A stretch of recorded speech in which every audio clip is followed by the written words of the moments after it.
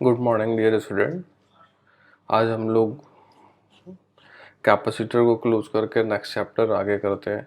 Chapter का नाम है करंट इलेक्ट्रिसिटी। इसमें आज हम लोग सीखेंगे तो वन बाय वन पहले थ्योरी वाला पार्ट कर लेते हैं और उसके बाद प्रॉब्लम वाला पार्ट करेंगे। तो सबसे पहले करंट को डिफाइन कर लेते हैं। क्या है करंट? तो current is defined as the rate of flow of charge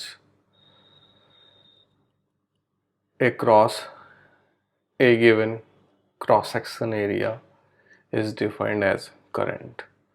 या उसी को दूसरी तरीके से लिख सकते हैं जो स्क्रीन पे लिखा हुआ है, the time rate of flow of charge through a cross section area is called current. इसको अगर थोड़ा हम सीखे कि कैसे, तो सपोज कोई क्रॉस सेक्शन एरिया हमने ले लिया। सपोज हमने एक क्रॉस सेक्शन एरिया ले लिया और ये जो एरिया है हमारा, ये एरिया है suppose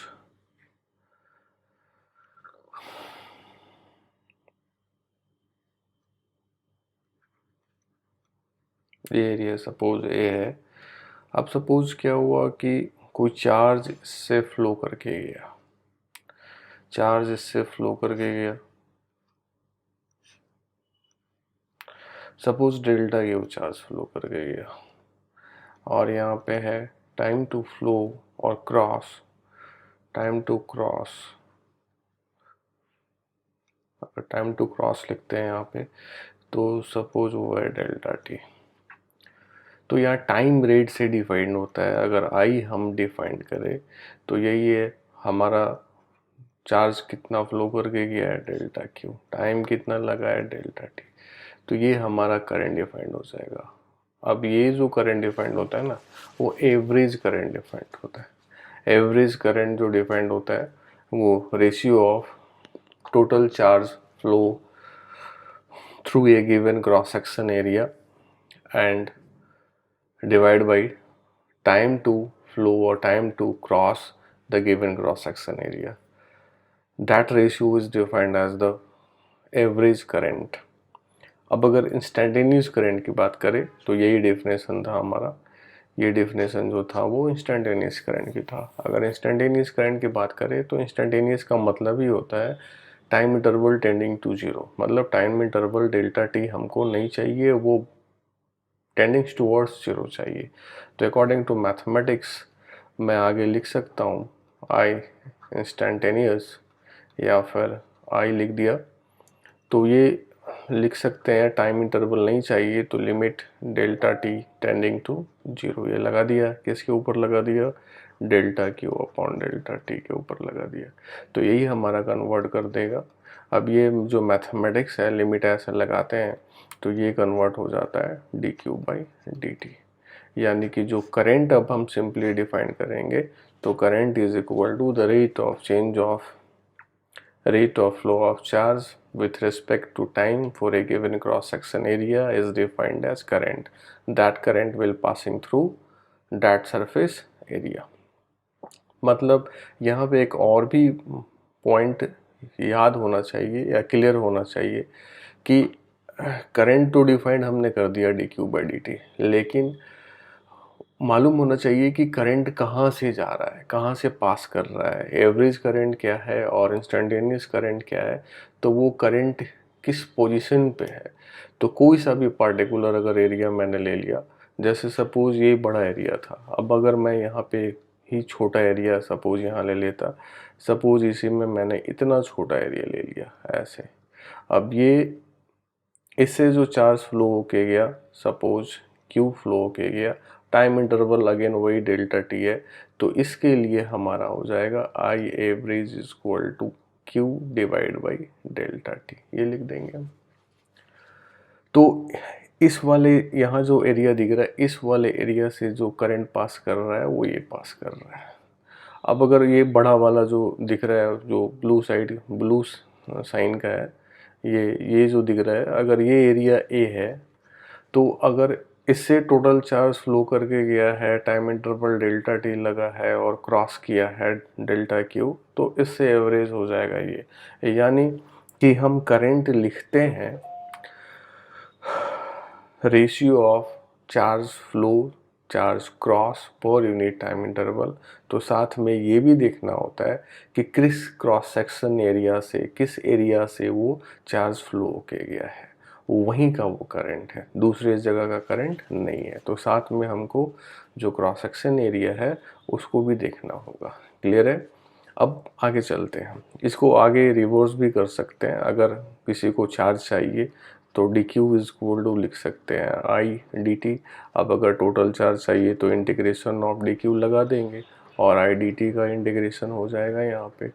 suppose T equal to 0 पे कोई चार्ज फ्लो नहीं किया था और टी टाइम पे सपोज जो चार्ज टोटल फ्लो किया है वो क्यू, यानी यहाँ से हम बोल सकते हैं ये वाला जो टर्म दे रहा है वो क्या दे रहा है, एरिया। यहाँ से हम बोल सकते हैं कि area of current versus time curve will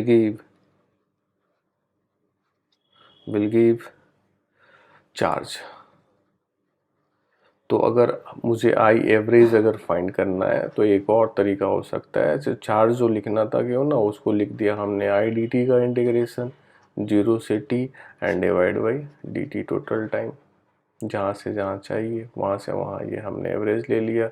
और ये किसी भी फंक्शन का एवरेज फाइंड करने का ये बेसिकली ये तरीका भी होता है। किसी भी फंक्शन को अगर एवरेज फाइंड करना है तो suppose Y is equal to F X एक फंक्शन है, तो वहाँ पे हम लोग लिख सकते हैं F X multiply D X integral divide by D X का इंटीग्रल, जहाँ से जहाँ उसका एवरेज फाइंड करना है। उससे भी हम किसी भी क्वांटिटी का हम एवरेज फाइंड करते हैं, यहाँ पे भी यूज़ कर सकते हैं। ये क्लियर है? अब डायरेक्शन ऑफ करंट की बात करें, जो सेकंड पॉइंट है हमारा यहाँ, वो है direction of current. Direction of current is along the direction of flow of positive charge. By convention ये फाइंड आउट किया हुआ है कि सपोज अगर कोई पॉजिटिव चार्ज है, इसका मोशन जो है इस डायरेक्शन में है, तो बाई कन्वेंशन करंट का भी जो डायरेक्शन होता है वो इधर ही होता है। और वही अगर नेगेटिव चार्ज है, सपोज ये है और इसका मोशन इधर हुआ है, तो बाय कन्वेंशन जो करंट का जो डायरेक्शन होगा वो इधर होगा। यानी direction of current is along the direction of flow of positive charge और opposite to the direction of flow of negative charge. लेकिन हमने जैसे यहाँ बोला कि करंट हैव ए डायरेक्शन, होता भी है, बोलते हैं, जैसे ऊपर में अभी बताया कि किसी भी गिवन क्रॉस सेक्शन एरिया से जो चार्ज फ्लो किया है तो उसका जो रेट होता है D Q by D T time के साथ, that is defined as a current. तो डायरेक्शन तो है ही, वहाँ पे ऊपर ही डिफाइन कर दिया। लेकिन करंट एक ऐसा क्वांटिटी है, फिजिकल क्वांटिटी, फिजिकल में भी ये फंडामेंटल होता है, वो हम लोग 11 में पढ़े थे, फंडामेंटल फिजिकल क्वांटिटी। तो करंट के पास डायरेक्शन है, मैग्नीट्यूड है, स्टिल ये वेक्टर क्वांटिटी नहीं, स्केलर क्वांटिटी है। उसका यही रीज़न हो जाता है कि ये वेक्टर रेडिएशंस लॉ को फॉलो नहीं करता। अगर कोई वेक्टर क्वांटिटी है तो वेक्टर के जितने सारे लॉज हैं उनको भी फॉलो करना चाहिए। लेकिन जानते हैं हम लोग कि सपोज अगर इस पॉइंट पे करंट आया है ऐसे आई, और इस पॉइंट से इधर निकल गया है I1, इस पॉइंट से इधर आया है सपोज I2, और ये मान लो I3, तो किरचॉफ जंक्शन लॉ हम लोग क्या यूज़ करते हैं, I1 जाने वाला है और आने वाला क्या है I2 प्लस I3। क्या यहाँ पे हमने वेक्टर एडिशन लगाया क्या? ये हमने सिंपली ये लिखा total in equal to total out. अगर हमको टोटल करंट अगर पूछता है कि इस पॉइंट पे टोटल करंट, तो वेक्टर एडिशंस तो नहीं करते हम लोग। ये एंगल वैंगल जानने का ज़रूरत है क्या, इसके साथ कितना एंगल बना रहा है, कितना एंगल बना रहा है इसके साथ, ये सब तो जानने का ज़रूरत है नहीं। तो जो करंट है वो जो वेक्टर एडिशंस लॉ को फॉलो नहीं करता है, इसलिए हम लोग बोलते हैं कि current is a scalar quantity. Clear है? डायरेक्शन क्या होगा, पॉजिटिव चार्ज का जो मोशन है बाय कन्वेंशन उधर ही डायरेक्शन ऑफ करंट माना जाता है, और नेगेटिव चार्ज के मोशन के अपोजिट डायरेक्शन वाला मोशन करंट का डायरेक्शन एज्यूम किया जाता है। अब यूनिट की बात करें, जैसे यहाँ पे है, अब अगर हम यूनिट की बात करें तो क्लियर है, आई क्या था D Q by D T. अगर यहाँ यहीं से हम ले आई क्या था हमारा D Q by D T. अब अगर I D Q by D T है तो यहीं से उसका यूनिट भी आ जाएगा। डी क्यू का यूनिट क्या हुआ, कूलम।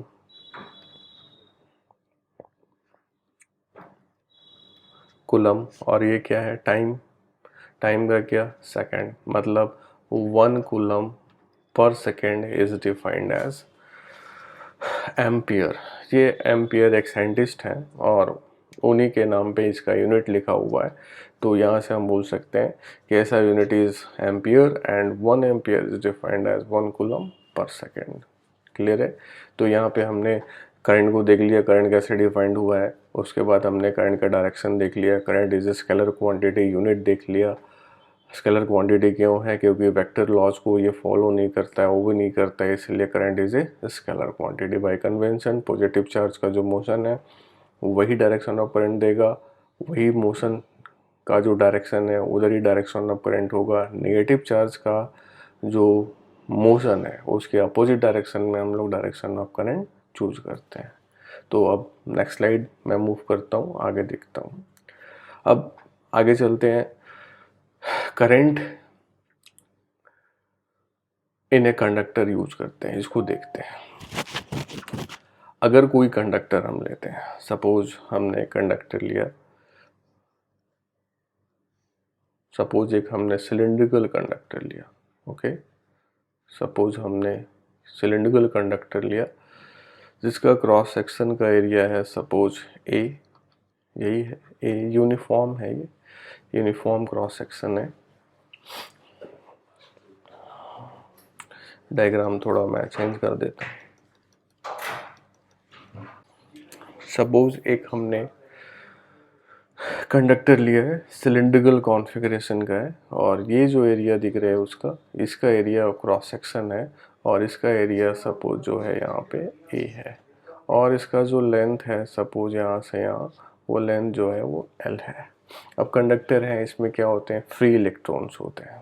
अगर हम एक वुड ले ले और उसके क्रॉस में पोटेंशियल डिफरेंस जनरेट कर दे तो कोई करंट फ्लो होने वाला नहीं है। तो एक कंडक्टर लिया, मेटल लिया, उसमें फ्री इलेक्ट्रॉन्स होते हैं आउटर मोस्ट ऑर्बिट में, सेल में, और अगर हम पोटेंशियल डिफरेंस जनरेट कर देते हैं, जैसे मेंशन है, when A potential difference applied across a conductor the charge carriers, electrons होते हैं। अगर कंडक्टर में हम चार्ज कैरियर्स बोले तो इलेक्ट्रॉन्स होते हैं, start drifting in direction, drift करने लगते हैं opposite to the electric field with average drift velocity. उनका जो ड्रिफ्टिंग होता है उनका नाम हमने यहाँ पे दिया है ड्रिफ्ट वेलोसिटी, और वो एक एवरेज के टर्म में ही होता है।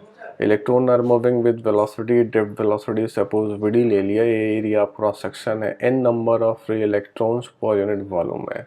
तो ये जो टर्म है I equal to N A V D into E, ये हम लोग देखेंगे। v को मैं यहाँ V D drift velocity use करूँगा, और e तो यहाँ पे अगर हम इसको अगर प्रूफ करने के लिए देखें तो वो एप्लीकेशन यहाँ पे यूज कर रहे हैं। n क्या है, n है हमारा number of electron per unit volume, A क्या है, एरिया क्रॉस सेक्शन है, ई क्या है, चार्ज ऑफ सिंगल इलेक्ट्रॉन जो है वो ई है, ओके। तो सबसे पहले वो देखते हैं, जैसे सबसे पहले ये देखते हैं कि कोई अगर कंडक्टर है उसके इनसाइड में तो फ्री इलेक्ट्रॉन है, उनका मोशन होता ही है।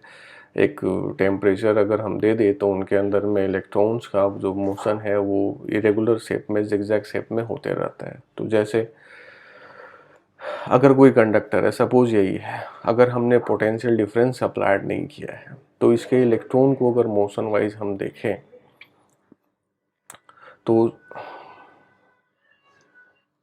तो सपोज जो इलेक्ट्रॉन था वो यहाँ से इधर गया, इधर गया, इधर गया, इधर गया, ये इनिशियल है और ये फाइनल है। सपोज इधर गया था इलेक्ट्रॉन, इधर गया था, इस तरह से रैंडम मोशन होता है, जिगजैग पाथ में उनका मोशन होता है। अब अगर इनिशियल और फाइनल का हम बात करें, जैसे बहुत सारे इलेक्ट्रॉन हैं, अगर पोटेंशियल डिफरेंस अप्लाइड नहीं है, ये हमारा एरिया है, तो कोई सा भी अगर हम टाइम इंटरवल अगर हम देखते हैं, एवरेज बोले, इंस्टेंटेनियस बोले, तो ये देखा जाता है कि गिवन क्रॉस सेक्शन एरिया से मान लो कि n नंबर ऑफ इलेक्ट्रॉन पास किया है, तो उतना ही फिर आउट हुआ था तो उतना ही फिर इन कर जाता है। इन इंस्टेंट ऑफ टाइम भी अगर बोले, हम एवरेज बोले, तो अगर हम किसी भी क्रॉस सेक्शन एरिया से अगर हम फ्लो देखें कि टोटल नंबर ऑफ इलेक्ट्रॉन कितना पास किया है इस क्रॉस सेक्शन एरिया से, मान लो यही एरिया है, इस क्रॉस सेक्शन एरिया से टोटल जो चार्ज है वो कितना पास किया है, तो ये देखा जाता है कि अगर हम पोटेंशियल डिफरेंस नहीं लगाते हैं किसी भी कंडक्टर के क्रॉस में, तो उनका इलेक्ट्रॉन का फ्री मोशन होता है।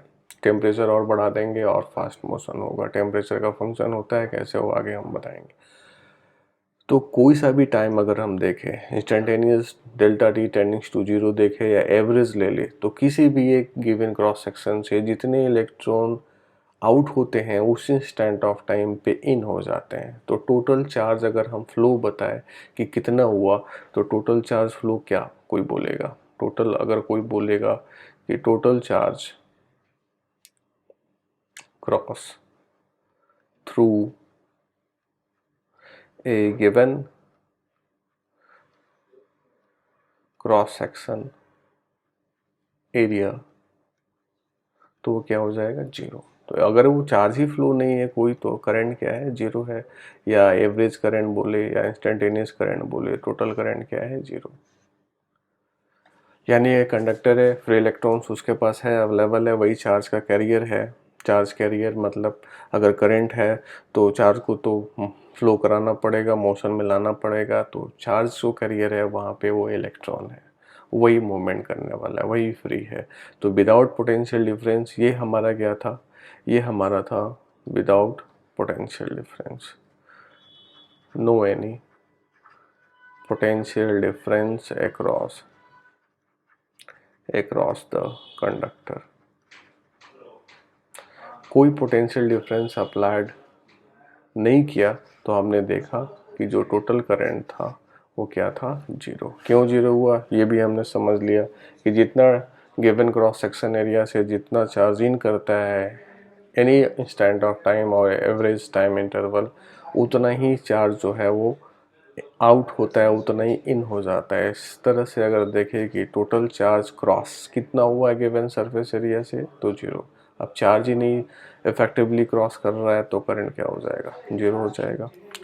अब ये जो कंडक्टर लिया ना हमने, अब ये जो कंडक्टर लिया ना, तो इसमें सपोज अब पोटेंशियल डिफरेंस जनरेट कर देते हैं हम लोग। पोटेंशियल डिफरेंस जनरेट कर दिया, सपोज एक बैटरी लिया, यहाँ पे एक स्विच लगा देते हैं, ऑन कर दिया। पोटेंशियल डिफरेंस अगर यहाँ पे जीरो है हमारा, तो यहाँ पे जो है हायर पोटेंशियल है V। अब होता क्या है, हायर पोटेंशियल से लोअर पोटेंशियल की तरफ इलेक्ट्रिक फील्ड का डायरेक्शन हो जाएगा। अगर मैं बोलूँ कि इलेक्ट्रिक फील्ड का डायरेक्शन किधर है, तो यही है हमारा इलेक्ट्रिक फील्ड का डायरेक्शन, और इधर है इलेक्ट्रिक फील्ड, इधर आ जाएगा। अब इसके अंदर जो इलेक्ट्रॉन्स हैं, इसके अंदर में मान लिया कि एक हमने इलेक्ट्रॉन ले लिया। अब इसके अंदर में जो इलेक्ट्रॉन्स हैं उस पर अगर मैं फील्ड के रीजन से फोर्स लिखूँ, तो फील्ड के रीजन से जो फोर्स है इलेक्ट्रॉन्स पे वो किधर लगने वाला, इधर लगने वाला, यही फोर्स लगेगा F। और F का अगर मैं मैग्नीट्यूड बोलूँ, तो ये F का मैग्नीट्यूड क्या है, E मल्टीप्लाई E है, ये फोर्स लग रहा है। तो अब क्या मतलब, क्या स्विच ऑन किया, इलेक्ट्रॉन पे इलेक्ट्रिक फील्ड के रीजन से फोर्स लगा और एक्सेलेरेटेड हो गया, तो एक्सेलेरेटेड हो जाएगा, तब तो फिर जितना टाइम बढ़ते जाएगा उसका स्पीड क्या होता जाएगा, हायर होते जाएगा। तब तो ऐसा लगा कि स्विच ऑन किया, अभी देखा कि 1 एम्पियर करंट था, और जैसे जैसे टाइम बढ़ रहा है वैसे 2 एम्पियर, 3 एम्पियर, 5 एम्पियर, 100 एम्पियर ऐसे होते जाएगा क्या, नहीं। अब जो इलेक्ट्रॉन है ना वो लूजली होते हैं, फ्री होते हैं, उनका जो मोशन होता है वापस में वॉल के साथ इलेक्ट्रॉन दूसरे इलेक्ट्रॉन के साथ कोलिजन होते रहता है। तो वो जो टाइम है in between one successive collision का, उस टाइम को बोला गया रिलैक्सेशन टाइम, और उसको बोलते हैं हम लोग टाउ से। उस टाइम को बोला गया रिलैक्सेशन टाइम, और उसको क्या बोला जाता है, टाउ। तो अगर मैं उस टाइम के लिए ही बस फ्री होता है। अब उससे एक जनरल हम बड़ा एक टाइम ले ले, 1 सेकंड, 2 सेकंड, 3 सेकंड, ऐसा कुछ टाइम ले ले, तो इतने टाइम में उनका फ्री मोशन नहीं होता। ऐसा नहीं है कि फ्री स्पेस में एक चार्ज है और फील्ड जनरेट कर दिया तो एक्सेलरेटेड हो गया। अगर एक्सेलरेटेड है तो सिर्फ और सिर्फ वन रिलैक्सेशन टाइम के लिए, जो वेरी स्मॉल होता है, उतने ही टाइम के लिए एक्सेलरेटेड है। अगर हम देखें कि कंडक्टर के अंदर जो चार्ज का जो मोशन कैसा होता है, पोटेंशियल डिफरेंस लगा है, तो उनका जो मोशन होता है वो एक कांस्टेंट स्पीड से मोशन होता है। इसीलिए पोटेंशियल डिफरेंस दिया करंट जो होता है एक फिक्स वैल्यू बोलते हैं कि 1 ampere, 2 ampere, 3 ampere over time के साथ इंडिपेंडेंट होता है। बोलते हैं अभी भी 1 एम्पियर है, 1 सेकेंड, 5 सेकेंड, 10 सेकेंड के बाद, 5 मिनट के बाद भी बोलते हैं कि 1 एम्पियर करंट फ्लो हो रहा है। तो उनका जो स्पीड कांस्टेंट हो जाता है, that speed is defined as the drift velocity. अब ये ड्रिफ्ट वेलोसिटी कैसे फाइंड आउट करें? तो अगर मैं उतने टाइम के लिए मैं अगर बात करूं, वन रिलैक्सेशन टाइम के लिए, तो अगर मैं उसके लिए बात करूं तो हुआ क्या आखिर? जैसे अगर हम फील्ड जनरेट कर देते हैं, पहले जिगजैग मोशन था, यही था हमारा। पहले अगर जिगजैग मोशन अगर हम करें तो सपोज ये इनिशियल था और ये हमारा फाइनल था, इधर जा रहा था, ऐसे आ रहा था, वन रिलैक्सेशन टाइम के बीच का था।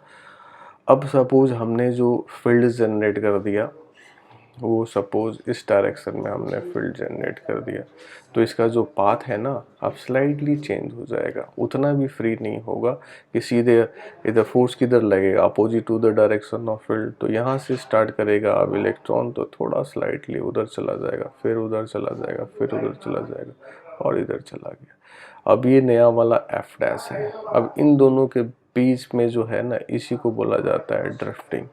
यही जो डिस्टेंस है या डिस्प्लेसमेंट है, इसी को बोला जाता है ड्रिफ्ट हो गया है। कब ड्रिफ्ट हो गया है? जब हमने फील्ड लगा दिया था। फील्ड लगा देंगे तो उसका मोशन फ्री इतना नहीं है कि जिधर फील्ड लगाया उधर ही सीधे मूव कर गया, उतना भी फ्री इलेक्ट्रॉन्स कंडक्टर के अंदर नहीं है, तो ड्रिफ्ट हो गया। और ये ड्रिफ्टिंग कितने टाइम का है? वन रिलैक्सेशन टाइम का है। अब ये ड्रिफ्ट हो गया, तो ये ड्रिफ्ट होने से क्या होगा? जो कोई भी एक क्रॉस सेक्शन एरिया था हमारा, जितना इन था उतना ही आउट था। अब तो जितना इन है उतना आउट नहीं रहेगा ना, ड्रिफ्ट हो गया, डिस्प्लेसमेंट एक प्रॉपर डायरेक्शन में आ गया। तो इसी की रीज़न से अब बोला जाता है कि अब करंट फ्लो हो रहा है। अब जो नेट चार्ज का क्रॉस था किसी भी क्रॉस सेक्शन एरिया से, वो अब चेंज हो गया, अब जीरो नहीं है। तो ये जो ड्रिफ्टिंग है उसको हम लोग बोलते हैं फोर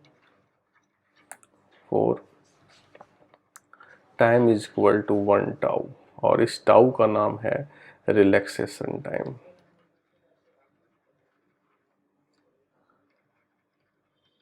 इस टाउ का नाम है रिलैक्सेशन टाइम। और ये रिलैक्सेशन टाइम क्या है? Time between one successive collision. ये वन सक्सेसिव कॉलिजन के बीच का जो टाइम होता है, उस टाइम को बोला जाता है रिलैक्सेशन टाइम। और इस टाइम के लिए बोला जाता है कि इलेक्ट्रॉन जो है वो एक्सेलरेटेड है और ये वेरी वेरी स्मॉल होता है। अब ये रिलैक्सेशन टाइम किसका फंक्शन होता है, वो सब आगे हम लोग बात करेंगे। सबसे पहले यहाँ पे हम लोग ड्रिफ्ट वेलोसिटी फाइंड कर ले, और उसके बाद हम लोग करंट को देख ले कि करंट क्या है। तो ड्रिफ्ट वेलोसिटी देख लेते हैं। ड्रिफ्ट वेलोसिटी कैसे फाइंड आउट करेंगे? तो ड्रिफ्ट वेलोसिटी का नाम दे देते हैं हम यहाँ पे बीडी। तो जैसे यहाँ पे हमने डिफाइन किया है, यहाँ पे हमने डिफाइन किया है कि when potential difference applied across conductor of charge carrier electron जो है start drift in a direction that is opposite to the electric field with average velocity. उस एवरेज वेलोसिटी का हमने नाम दे दिया है क्या? v। तो एवरेज वेलोसिटी क्या होता है? एवरेज वेलोसिटी होता है total displacement upon total time. तो मैं यहाँ पे एवरेज वेलोसिटी के टर्म में लिखूँ टोटल डिस्प्लेसमेंट, इनिशियल स्पीड क्या था? 0, तो हाफ यहाँ से एक्सेलेरेशन में लिख सकता हूँ। क्या लिख सकता हूँ? फोर्स बाई मास, तो E बाई m हो गया। मास m क्या है? Mass of a single electron है। तो जो डिस्प्लेसमेंट अगर हम बात करें तो हाफ ए का वैल्यू क्या हो गया, ई बाई एम मल्टीप्लाई क्या, टाइम। अब टाइम कौन सा है, टाउ है। हाफ ए टी स्क्वायर हो गया displacement and divide by time कितना, अगेन टाउ। तो एक टाउ तो चला जाएगा। अब यहाँ से ड्रिफ्ट वेलोसिटी लिख दिया हमने, E multiply tau divide by 2m। तो ये हमारा हो गया ड्रिफ्ट वेलोसिटी। यही जो हो गया हमारा ड्रिफ्ट वेलोसिटी का एक्सप्रेशन। इसी को हम लोग बोलते हैं, हम लोग ड्रिफ्ट वेलोसिटी नाम देते हैं। ओके, अब यहाँ पे थोड़ा कंफ्यूजन है। कुछ लोग बोलते हैं कि नहीं, मैं ड्रिफ्ट वेलोसिटी जो लिखूंगा ना, वो लिखूंगा v equal to U plus A T से। ये हमने कैसे लिखा, ये हमने लिखा, ये जो आता है ये आता है एवरेज, और वो होता है displacement upon time. Average velocity कुछ जो बोलते हैं, नहीं मैं इंस्टेंटेनियस वेलोसिटी ही ड्रिफ्ट वेलोसिटी लूँगा। तो जो इंस्टेंटेनियस वेलोसिटी को ड्रिफ्ट वेलोसिटी बोलते हैं, उनको इंस्टेंटेनियस वेलोसिटी चाहिए। तो इंस्टेंटेनियस वेलोसिटी यूज कर सकते हैं v equal to U plus A T से सीधे। तो a कितना है, ई बाई एम है, और टाइम क्या है, टाउ।